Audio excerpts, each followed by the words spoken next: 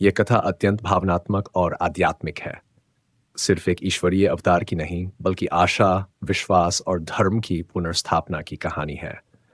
कहानी को शुरू करने के साथ-साथ चैनल को सब्सक्राइब भी करें, क्योंकि यहाँ हर कहानी में छुपा है जीवन का सबक। ये केवल एक अवतार नहीं, ये धर्म की पुनर्स्थापना की शुरुआत थी।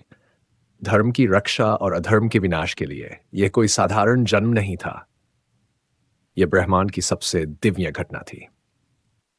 मथुरा नगरी का वह कोना जहां पहले रथों की आवाजें, बाजारों की चहल-पहल और मंदिरों की घंटियां गूंजा करती थीं, आज वही मथुरा कंस के आतंक में कांप रही थी। और उस आतंक का केंद्र बना था एक पत्थरों से बना, सीलन से भरा अंधकारमय बंदी गृह। दीवारों पर जंजीरों की आवाज, दरवाजों पर पहरेदारों की कठोर निगाहें और भीतर एक जोड़ा, वासुदेव और देवकी, जो 7 बार माता-पिता बनने के बाद भी आज खाली गोद और भरे हुए हृदय के साथ ईश्वर से प्रार्थना कर रहे थे। देवकी अब निर्विकार हो चली थी। पीड़ा उनकी आत्मा को जलाती थी, पर विश्वास उनका सहारा बना था। उनका शरीर थका था, पर हृदय में जैसे कोई अदृश्य शक्ति उन्हें स्थिर बनाए हुए थी।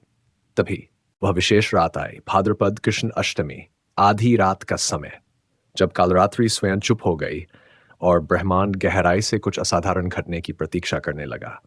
अचानक बंदीगृह की हवा में एक मधुर सुवास फैलने लगी। तेजस्वी लेकिन सौम्य प्रकाश पत्थर की दीवारों को भेद कर भीतर आ गया। फिर एक अद्भुत रूप प्रकट हुआ। 4 भुजाएं, शंख, चक्र, गदा, पद्म से विभूषित, शांत नेत्र जिनमें करुणा और सत्य का महासागर छलकता था।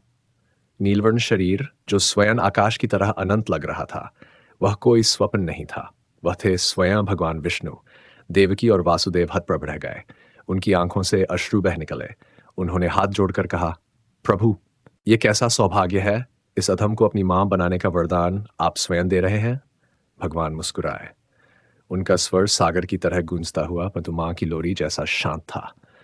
हे देवकी, हे वासुदेव, मैं जानता हूं कि तुम्हारे साथ कितना अन्याय हुआ है, परंतु अब समय आ गया है। पृथ्वी पीड़ा में है, अधर्म बढ़ गया है, राक्षसों का राज्य छाया हुआ है।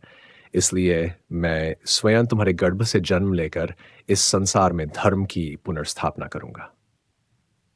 तुम दोनों पूर्वजन्म में सुतपा और प्रसूति थे। तुमने 1000 वर्षों तक तप किया था कि मैं तुम्हारा पुत्र बनूं। आज वह तप फलीभूत हुआ है। आज मैं तुम्हारे गर्भ में प्रविष्ट होता हूं। तभी भगवान विष्णु का दिव्य रूप धीरे धीरे एक ज्योति में परिवर्तित होने लगा। वह ज्योति कोई साधारण प्रकाश नहीं, वह परब्रह्म का सार था।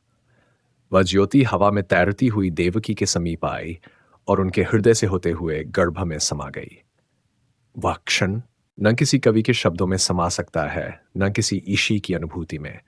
उनके मुख पर दिव्य तेज आ गया। वासुदेव उन्हें देखते ही रह गए, मानो कोई नया सूरज उनकी गोद में उगा हो। वह बंदीगृह जो अब तक मृत्यु और पीड़ा का प्रतीक था, अब मंदिर बन चुका था। उसमें ईश्वर की उपस्थिति थी और हवा में अब नारायण नारायण की गूंज थी।